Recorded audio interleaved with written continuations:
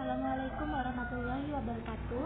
Perkenalkan, nama saya Rajisi Wahyuningsi dari Prodi Pendidikan Bahasa dan Sastra Indonesia, Universitas Islam Majapahit. Salam sejahtera untuk kita semua. Di sini saya akan menjelaskan dan memaparkan sedikit materi yang berkaitan dengan perekonomian Islam guna untuk memenuhi tugas mata kuliah pendidikan agama Islam. Kemudian, yang menjadi pokok permasalahan adalah bagaimana hubungan visi dan misi Universitas Islam Majapahit dengan perekonomian Islam masa COVID-19 ini. Untuk yang pertama, saya akan menjelaskan mengenai perekonomian Islam. Ekonomi dalam bahasa Arab sering disebut dengan muamalah, yaitu aturan-aturan tentang pergaulan dan perhubungan manusia mengenai kebutuhan hidupnya. Ekonomi Islam juga merupakan usaha sistematis untuk memahami masalah ekonomi dan perilaku manusia dalam hubungannya kepada persoalan tersebut menurut perspektif Islam. Kemudian, adapun visi dan misi Universitas Islam Majapahit. Visi universitas yang pertama yaitu mewujudkan Universitas Islam Majapahit yang unggul, berbudaya, bermartabat, dan rahmatan lil alamin. Kemudian, misi universitas yang pertama yaitu membangun infrastruktur pendidikan yang berjirikan budaya Majapahit dan Islam yang meliputi budaya akademik, corporate culture, seni, dan bangunan.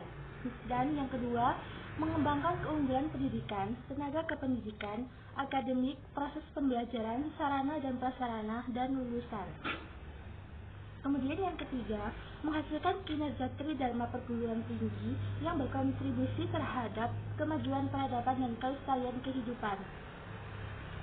Dari pemaparan mulai dari pengertian perekonomian Islam serta visi dan misi Universitas Islam Majapahit, dapat diambil suatu kesimpulan bahwasannya hubungan antara perekonomian Islam dengan visi dan misi Universitas Islam Majapahit yaitu dalam visi dan misi universitas, salah satunya universitas dapat menciptakan generasi yang unggul, berbudaya, bermartabat, serta dapat mengembangkan keunggulan akademik dan lain-lain. Dalam masalah tersebut dapat dihubungkan dengan perekonomian Islam, karena dalam ekonomi Islam terdapat suatu penjelasan bahwasannya dalam ekonomi Islam itu memuat usaha yang sistematis yang berkaitan dengan perilaku manusia dalam hubungannya dengan persoalan tersebut menurut perspektif Islam. Dan aturan-aturan tentang pergaulan dan perhubungan manusia mengenai segala kehidupannya, karena setiap manusia pasti mempunyai kebutuhan yang berbeda-beda. Dan solusinya terdapat pada perekonomian Islam. Jadi pada intinya, dengan kondisi perekonomian Islam pada saat pandemi COVID-19 ini tentu akan memunculkan berbagai permasalahan yang cukup serius. Oleh karena itu, dengan adanya perekonomian Islam, masyarakat dapat menemukan solusi mereka untuk mengembalikan stabilitas perekonomian di masa COVID-19 ini. Kemudian yang kedua, apa saja sih kebijakan-kebijakan yang patut diambil secara sergap untuk kemajuan dan keberlangsungan perekonomian masyarakat Indonesia? Jawabannya yaitu, sebagai contoh, industri keuangan Islam yang dianggap sebagai representasi awal dari konsep perekonomian Islam harus memiliki tujuan kesejahteraan manusia, yaitu berkontribusi tidak hanya untuk tujuan keuangan itu sendiri, tapi juga untuk penciptaan kesejahteraan dan perwujudan keberlanjutan masyarakat yang baik. Kementerian Agama meminta perhatian jajaran Badan Amil Zakat Nasional, Badan Wakaf Indonesia, dan juga lembaga amil zakat untuk melakukan langkah dan aksi nyata untuk melakukan sosialisasi dan mempercepat pengumpulan zakat, infak, sedekah, dan wakaf dari masyarakat, serta menyalurkannya kepada masyarakat yang terkena dampak wabah COVID-19 ini.